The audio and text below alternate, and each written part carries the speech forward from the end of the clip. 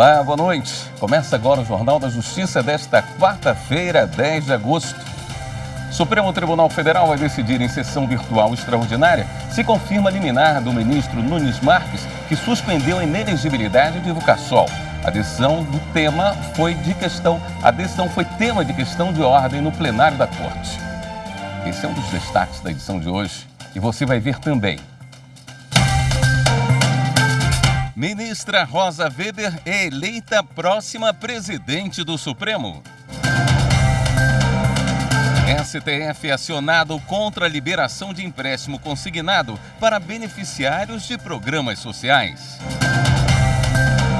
E ainda, Tribunal Superior Eleitoral recebe lista de gestores públicos considerados inelegíveis pelo Tribunal de Contas da União.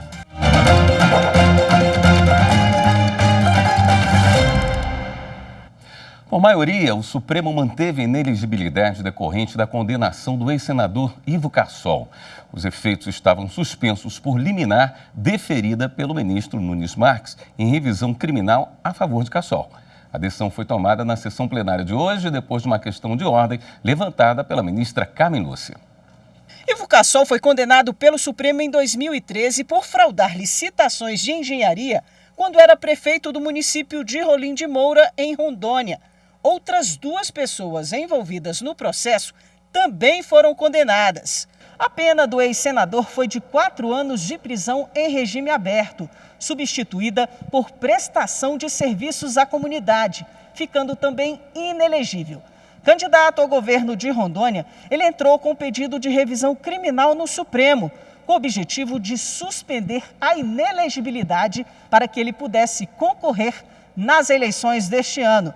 Na semana passada, o relator dessa revisão, o ministro Nunes Marques, concedeu liminar em favor de Ivo Cassol. Relatora da ação penal que condenou Cassol, a ministra Carmen Lúcia levou uma questão de ordem ao plenário, porque haveria, a partir da decisão do ministro Nunes Marques, uma interferência direta na continuidade da execução das penas em curso dos outros réus. A data legal é a da sessão de julgamento dessa ação penal quando se torna pública a prestação jurisdicional penal condenatória. Está na ação originária 2093 de minha relatoria. Nessa ação penal 565, o plenário do Supremo manteve a jurisprudência, decidiu no sentido de que a interrupção da prescrição da pretensão punitiva estatal nas instâncias colegiadas se dá na data da sessão de julgamento que torna público o acórdão condenatório. E, como eu disse, isto foi examinado 4 vezes expressamente. Por isso é que eu estou trazendo em questão de ordem, como disse, senhor presidente, e resolvendo a questão de ordem no sentido de considerar rígido o julgado condenatório proferido em relação aos réus condenados nessa ação penal e mantendo-se o que definido relativamente à prescrição e, consequentemente, também o curso da execução daqueles que ainda não a tenham cumprido em sua integridade. O ministro Nunes Marques conheceu em parte o pedido. Pedindo a mais respeitosa vênia, eu entendo, por isso que eu compreendi o encaminhamento de Vossa Excelência, concordei em parte com a eminente relatora, concordei com Vossa Excelência que a melhor medida seria conhecer em parte da questão de ordem para prosseguir com a execução dos réus, aguardar o referendo da sexta-feira para decidir a sorte desse réu, se a Corte adota ou não o que decidido no âmbito da segunda turma, ou se essa decisão tem ou não o condão de refletir sobre o julgamento do plenário.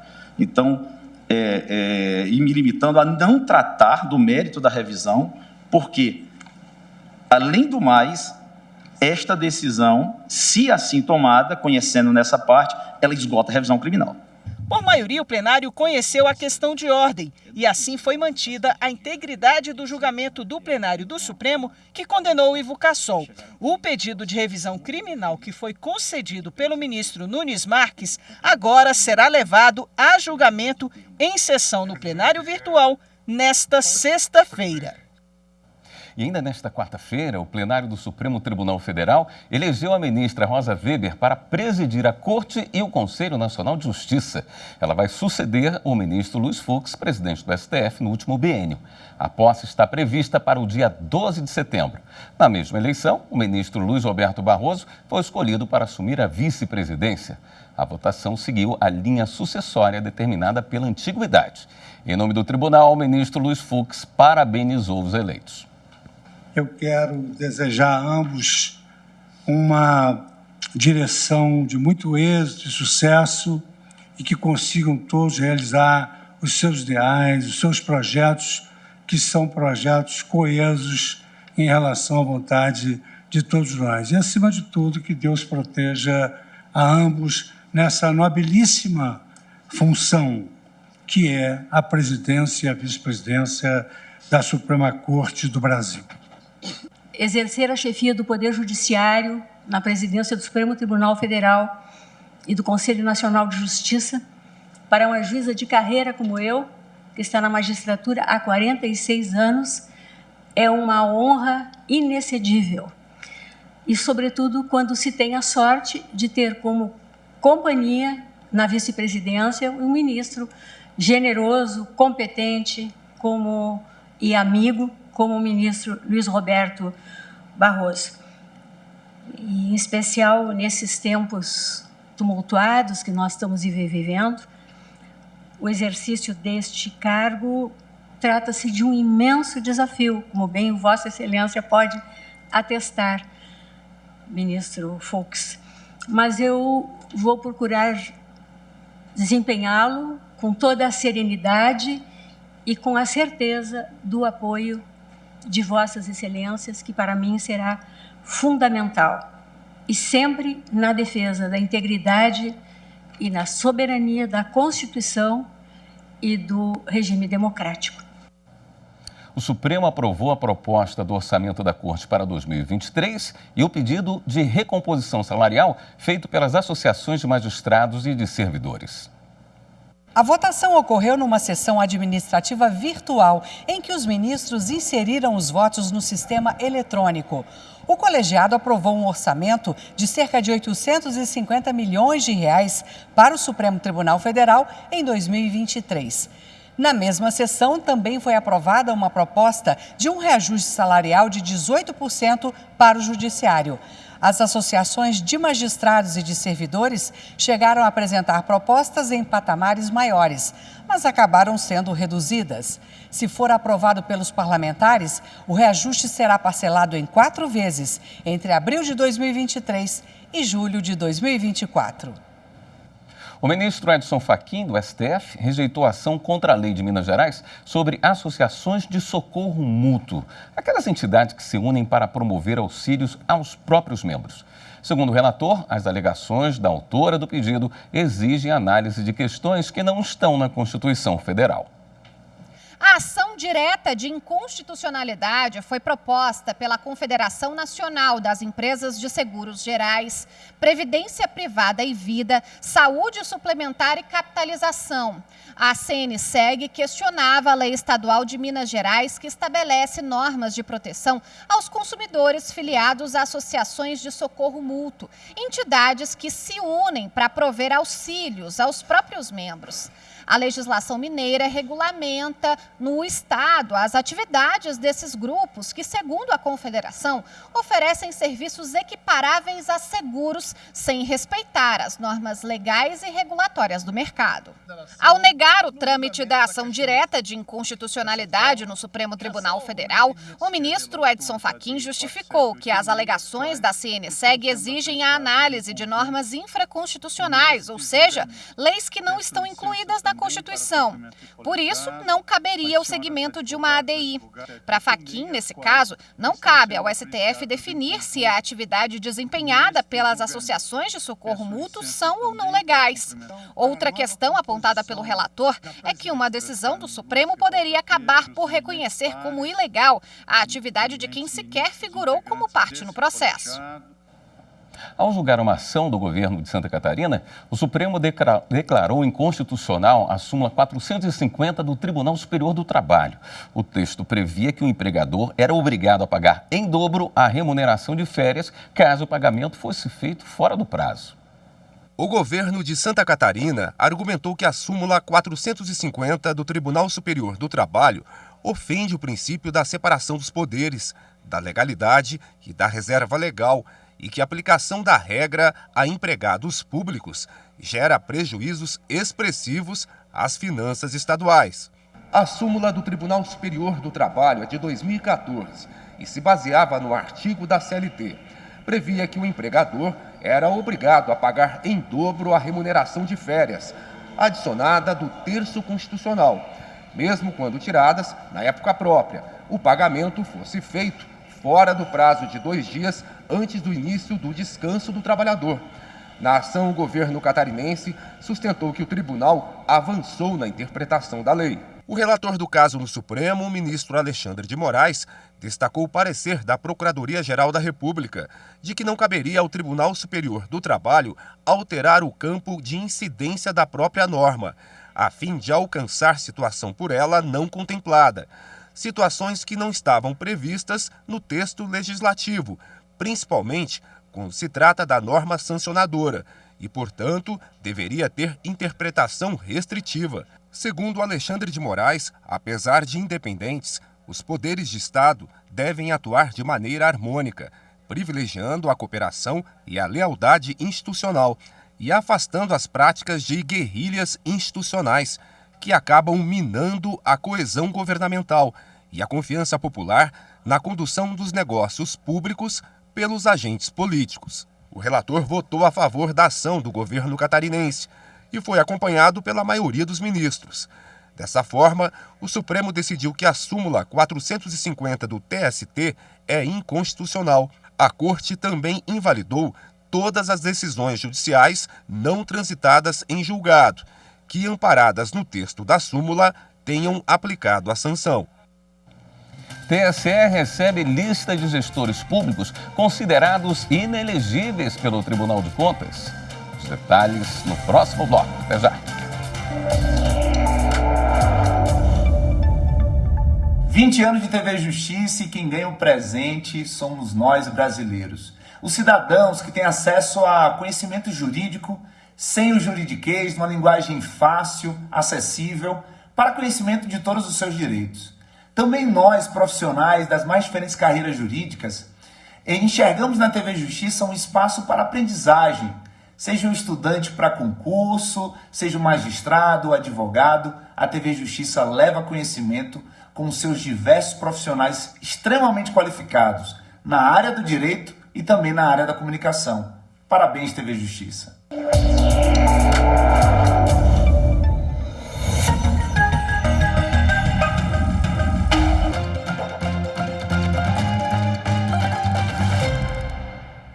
O Tribunal Superior Eleitoral recebeu a lista de gestores públicos considerados inelegíveis pelo TCU.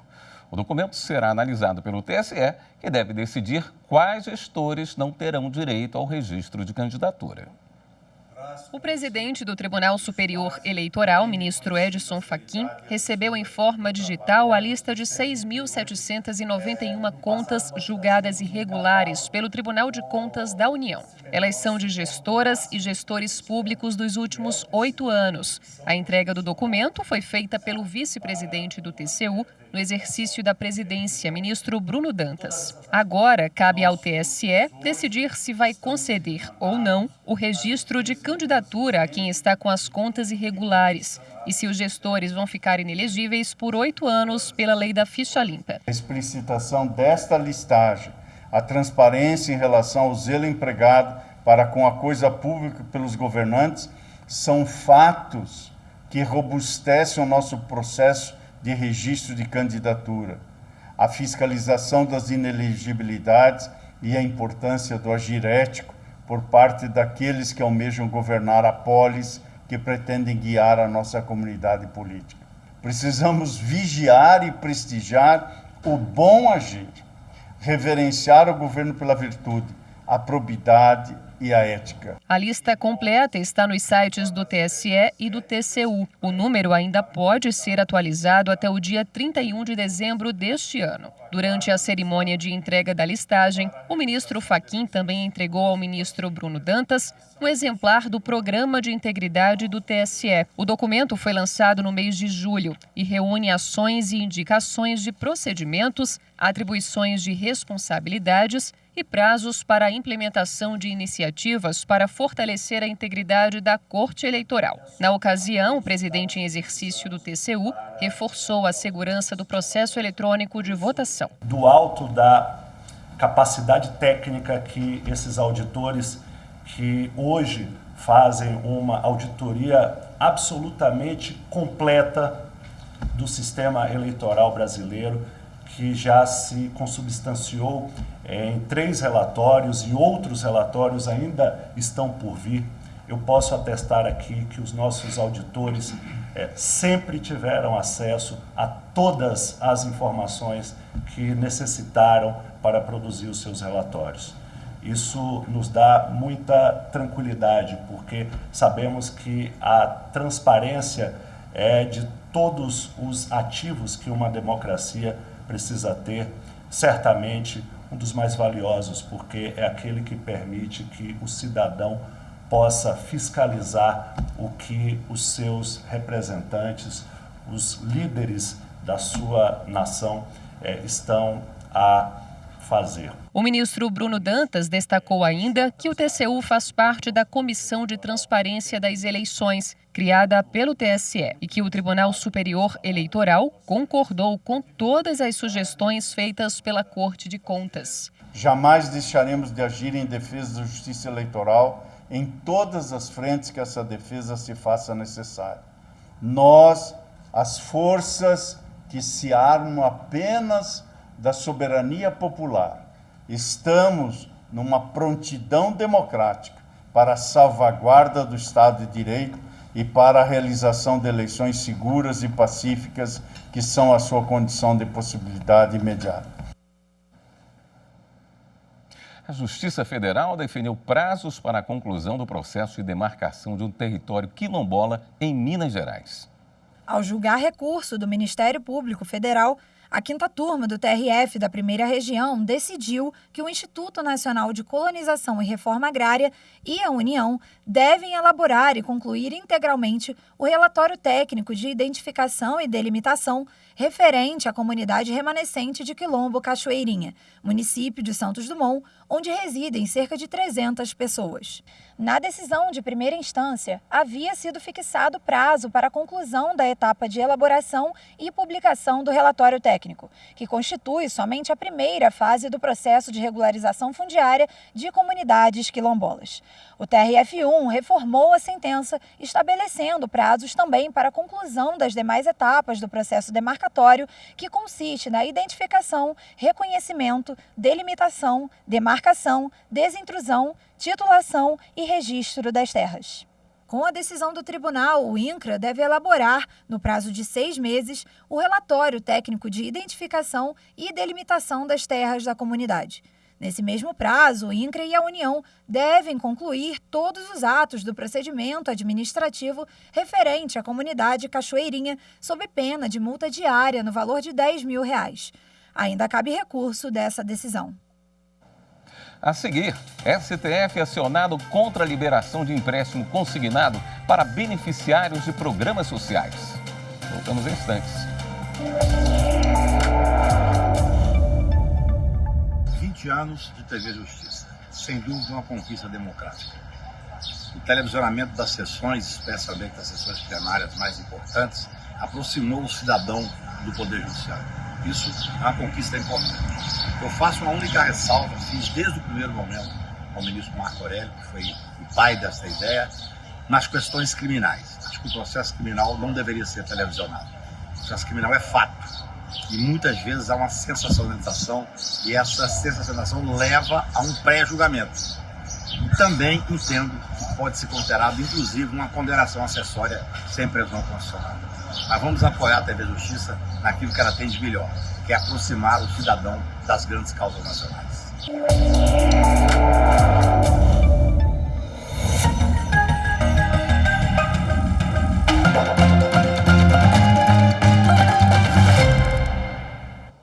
O PDT acionou o Supremo contra as novas regras dos empréstimos consignados. Entre elas, a que permite aos beneficiários de programas sociais, como o Auxílio Brasil, contratarem os consignados com desconto nas parcelas diretamente na fonte. O partido também questiona o aumento do limite de renda que pode ser comprometida com esses empréstimos para os seletistas e beneficiários do INSS. Segundo o PDT, as medidas seriam irresponsáveis porque estimulariam o endividamento das famílias e a consequente inadimplência, o que poderia levar à taxa de juros afetando todo o sistema econômico. O relator da ação é o ministro Nunes Marques. As reformas trazidas pelo chamado pacote anticrime foram tema de um evento híbrido na Chapada dos Guimarães, em Mato Grosso. O debate reuniu ministros do Supremo, do STJ, Poder Executivo Nacional e Regional, além de desembargadores, juízes e representantes do sistema de justiça do Estado. Juristas nacionais e internacionais debateram durante 2 dias os avanços e retrocessos do chamado pacote anticrime, um conjunto de medidas que mudou a estrutura penal e processual penal do nosso país, com o objetivo de aumentar a eficácia do combate a certos crimes. No primeiro dia, entraram em pauta, por exemplo, o tráfico e uso de entorpecentes em Portugal, controle sobre drogas e enfrentamento ao crime organizado no Brasil e colaboração premiada. No segundo dia, o ministro do Superior Tribunal de Justiça, Sebastião Reis, presidiu um dos painéis sobre medidas cautelares e prisão processual após a lei anticrime. Eu acho que houve avanços, ou seja, o pacote foi muito feliz em estabelecer regras mais claras sobre a aplicação da prisão e de outras medidas cautelares, em que pesa ele ter pecado em alguns outros aspectos, né? Ou seja, de ter um caráter mais duro no que se refere à progressão de pena, prazo de prescrição, criação de novos tipos penais. Especificamente nessa questão, eu acho que a lei é muito positiva. Acordo de não persecução penal foi assunto de outra palestra, com a participação do desembargador do Tribunal Regional Federal da Primeira Região, Ítalo Mendes, que salientou a importância da pluralidade de opiniões. Mas, na verdade, é muito difícil falar em termos de avanço ou retrocesso. O que há é, de fato, uma postura individual e uma postura ideológica sobre forma de se ver o direito. Isso é muito bom, né? Porque o direito é feito de debate. O debate aperfeiçoa o direito. E é assim que nós construímos uma justiça melhor. A última discussão do evento foi presidida pelo ministro do Supremo Tribunal Federal, André Mendonça. Certamente houve avanços com o advento do projeto anticrime, logicamente muito debate em torno das temáticas, o que é natural, legítimo e importante para que haja um aperfeiçoamento do sistema de justiça como um todo, no caso específico da justiça penal. Organizada pela Escola Superior da Magistratura, da Advocacia e do Ministério Público de Mato Grosso, a iniciativa que discutiu a lei anticrime foi bastante elogiada como uma oportunidade de integração fundamental para o aprimoramento do sistema de justiça criminal brasileiro. Acho que é uma tradição que o Tribunal de Justiça tem criado já há tempos, sempre sobre a liderança, né, do desembargador Marcos Machado, que acho que tem sido um guerreiro aí nessa inserção desses debates aqui junto à comunidade do Mato Grosso, e louvo a iniciativa.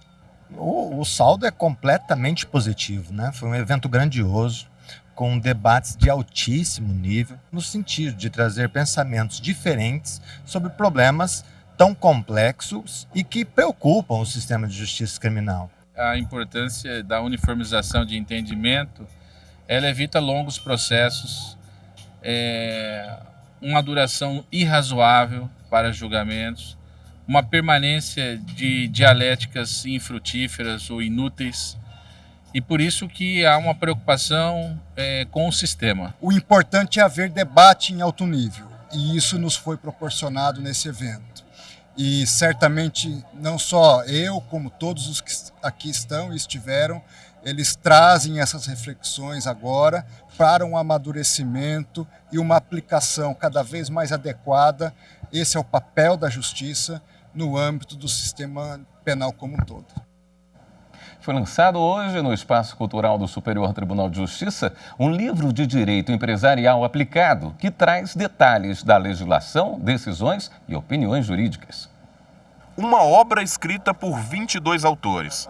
Cada um traz questões atuais e controversas relacionadas, por exemplo, à arbitragem, à recuperação de empresas, ao direito societário e aos métodos mais adequados de solução de conflitos empresariais. E a ideia era fazer uma colaboração do judiciário, de quem aplica o direito empresarial, e fazer disso alguns volumes que pudessem servir não só como um retrato atual, mas amanhã para pesquisa de como surgiram os diversos institutos do direito empresarial. Nas primeiras páginas, o leitor encontra as informações acadêmicas e profissionais dos autores, e os 17 artigos estão separados por capítulos. Os textos discorrem sobre detalhes da lei, decisões e a opinião jurídica dos autores, como o artigo do coordenador Alfredo Sérgio Neto, com as considerações dele sobre a competência na produção antecipada de provas. A liberdade aí da obra é justamente o poder concordar ou criticar e demonstrar as razões pelas quais o autor discorda ou concorda com o posicionamento. É justamente o caráter de inovação, de um tema que jamais havia sido abordado pelos tribunais ou pelas câmaras arbitrais. O presidente do Superior Tribunal de Justiça, ministro Humberto Martins, assina o prefácio da obra. Segundo ele, a publicação servirá como um importante elemento para a estabilização do direito na área empresarial, com a prestação jurisdicional técnica, rápida e de qualidade. É uma obra que estimula a segurança jurídica. E a segurança é desenvolvimento. A segurança é crescimento econômico-social, porque nenhum país desenvolvido, as suas indústrias, as suas empresas, quem pretende investir no país, não investe sem uma segurança de que os seus contratos, as suas afirmações através das determinações judiciais serão cumpridas com permanência. Esta edição do Jornal da Justiça fica por aqui. Uma boa noite para você. Até amanhã.